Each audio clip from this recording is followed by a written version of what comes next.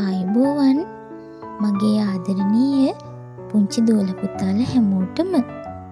අදත් දර්ශනී ටීචර් ආවා ලස්සන කතාවක් අරගෙන.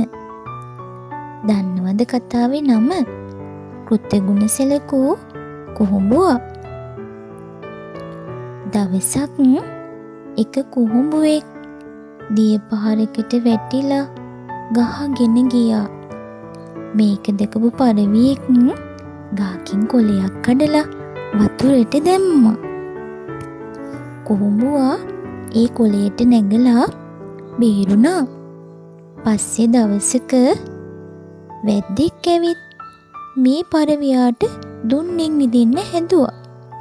ඒක දැකපු කුහුඹුවා දුවලා ගිහින් වැද්දාගේ කකුල හැපුවා.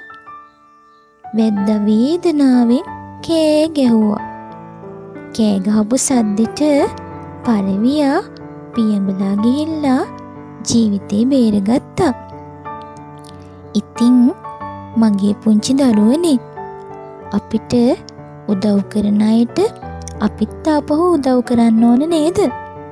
එහෙනම් ආයෙත් කතාවකින් හමු වෙනකන් අදට ගිහින් එන්නම්.